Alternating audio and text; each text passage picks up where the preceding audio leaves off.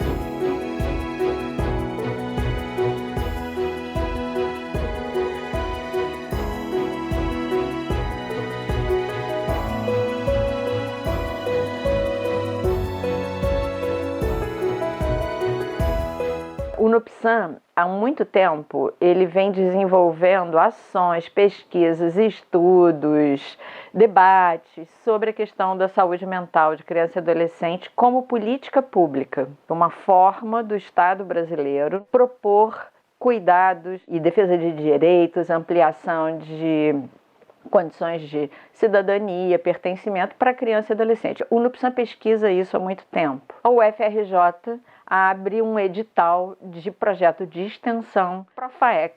No ano 2021, a gente concorre com um projeto. Basicamente, ele diz respeito à escola, saúde mental e pandemia, defesa de direitos e ampliação de pertencimento, colaboração intersetorial para a manutenção de direitos da garotada. A gente partiu de uma hipótese, de uma premissa, de que a experiência de desamparo, isolamento, sofrimento, medo, angústia, horror, tinha sido uma experiência quase horizontalizada, tinha atravessado tudo e todos.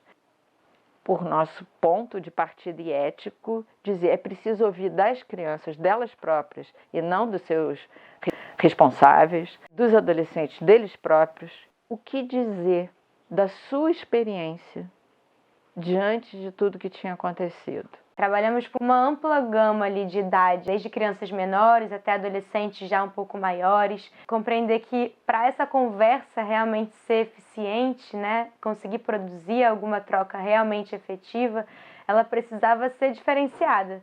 Então a gente trabalhava com umas técnicas mais artísticas, de pintura, de desenho, de colagem, com crianças um pouco menores e já numa pegada um pouco mais de troca, conversada com adolescentes maiores. Nessa época do retorno das atividades presenciais na escola, na modalidade híbrida, as turmas ficaram aqui no Rio de Janeiro. A prefeitura decidiu dividir as turmas em meio a meio, então metade da turma ia uma semana, a outra metade ficava no funcionamento online, depois trocava. Então, primeiro que os alunos não se reencontravam todos, né? Era um grupo encontrando uma parte da turma e outro grupo encontrando outra parte da turma, e não havia mais recreio.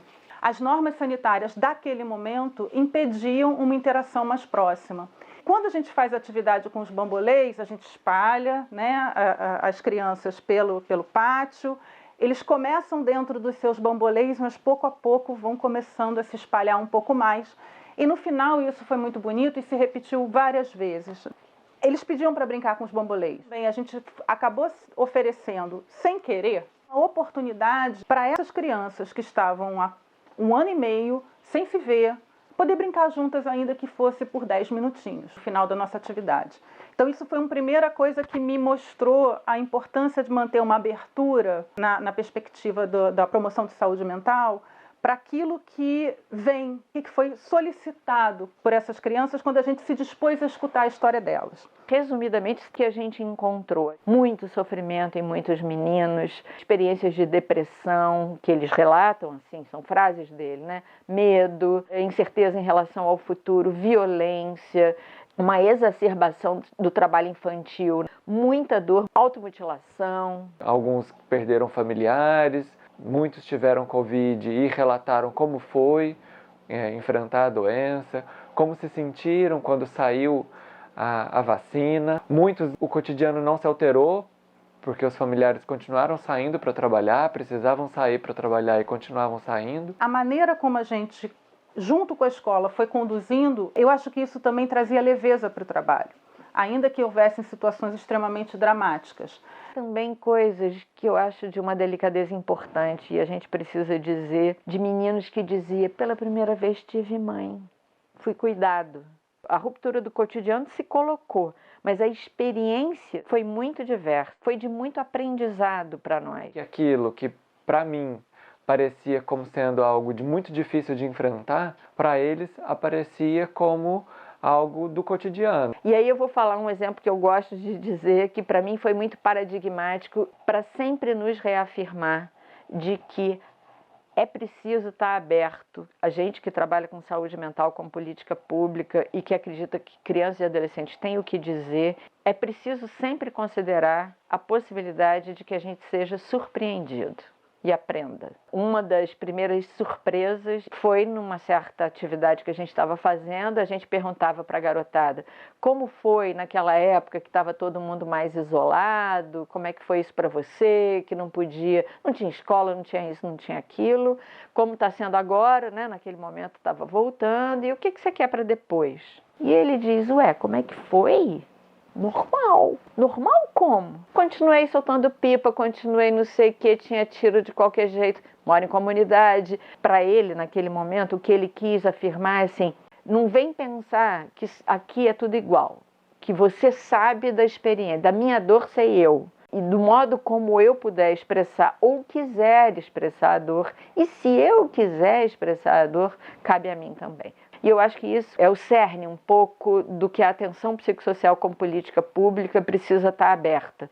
A gente tem que ter orientação de trabalho, mas não resposta prévia. Muitas crianças e adolescentes relatavam que a pandemia e o isolamento social tinha sido um momento de maior aproximação com a família, de maior convivência dentro da comunidade, que a pandemia foi a oportunidade de aprender outras coisas, de aprender um instrumento musical, de descobrir uma habilidade, a possibilidade de não ir para a escola todos os dias, de poder ir à praia, de poder soltar pipa, poder brincar em casa. Eles relatavam isso como algo positivo. A gente passou o tempo todo tentando não tomar aquele sofrimento como algo que a priori é patológico. O nosso olhar para essa criança, para esse adolescente, não era um olhar individualizante. A experiência, né, diante da realidade é individual, mas que a gente pudesse também entender que essa experiência de sofrimento tem a ver com algo maior, com algo ligado à pobreza, à violência,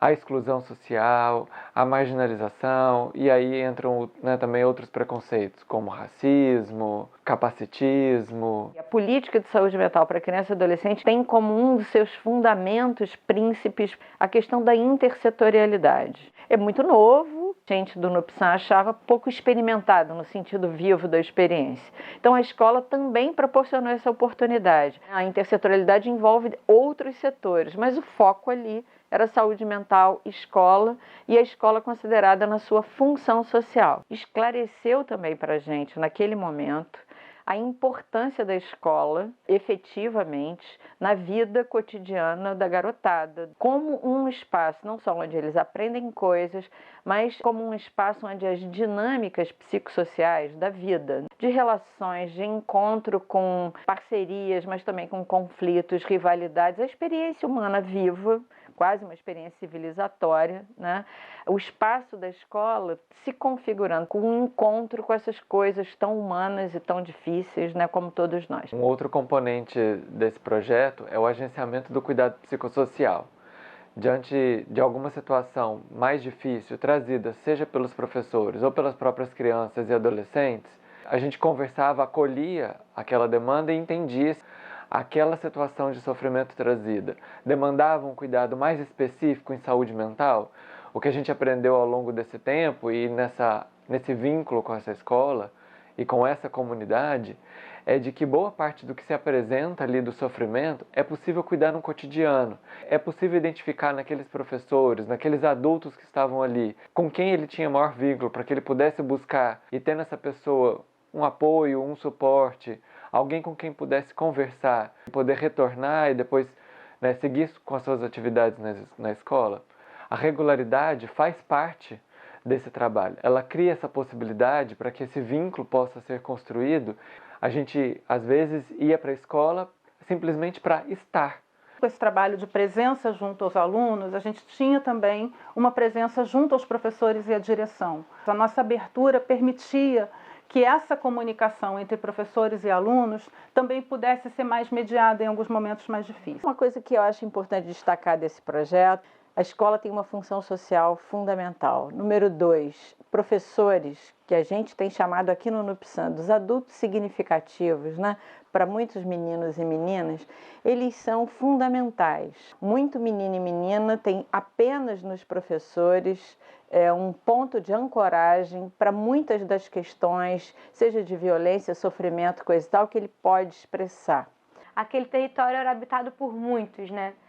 Além das crianças, os funcionários da limpeza, as moças que trabalhavam na cozinha e todos os profissionais que faziam acontecer essas refeições, as secretárias, os professores, o corpo da direção. E como compreender a escola também é compreender essa multiplicidade de informação, de comunicação e de sentimentos que passam por ali também, né? Como ouvir essa criança passa por ouvir outras pessoas responsáveis para aquela escuta ser viável. A direção da atenção psicossocial, que é adentre os territórios, adentre as instituições dos territórios, sejam articulados, desenvolvam esse fundamento do cotidiano. O cotidiano pode ser todo dia, mas o cotidiano também é regularidade. E aí, para concluir, a escola não pode fazer isso sozinha. Na verdade, a gente não pode fazer atenção psicossocial sozinho, sem os parceiros e sem a comunidade. Acho que o projeto de extensão, especificamente, ele tem a riqueza de colocar isso num contexto de mundo, né, de corpo. E aí, todo aquele arcabouço teórico, toda aquela pesquisa, ela ganha um sentido e se enriquece no momento que é compartilhado, né, e é trocado com aquele que produz outros saberes ou que experiencia outras realidades. Tem um conto africano que é longo, eu não vou contar ele todo aqui. Para educar uma criança é preciso uma aldeia. E eu vou dizer assim, para cuidar de uma criança é preciso de uma aldeia. E eu acho que a gente ali naquela escola, pela parceria com os professores, pela confiança que eles têm na gente e que a gente tem neles, isso foi muito decisivo. Confiança e vínculo para atenção psicossocial é o começo de tudo, né? Eu acho que ali naquela escola, um pouquinho de aldeia a gente está conseguindo. Na minha experiência pessoal, o tema da criança e da adolescente já era um tema pouco discutido dentro da grade da sala de aula. A saúde mental já era um tema pouco discutido na sala de aula. Então, poder encontrar esse projeto que trabalhasse esses dois e que tivesse principalmente essa perspectiva da experiência, da extensão fora do corpo da faculdade, mas dentro de outros espaços como a escola, a rua, o mundo, foi muito valioso, assim. E principalmente na vontade de aprender, de ouvir, de escutar, de estar junto, desse saber que é absolutamente fundamental, né? Não só para a produção de política pública, mas também para a produção de outros mundos, para a produção de um mundo mais sensível, onde essa compreensão do outro seja defendida. A nossa pergunta, então, é: estamos escutando o que as crianças e os adolescentes estão falando? Esse é um ponto mais importante.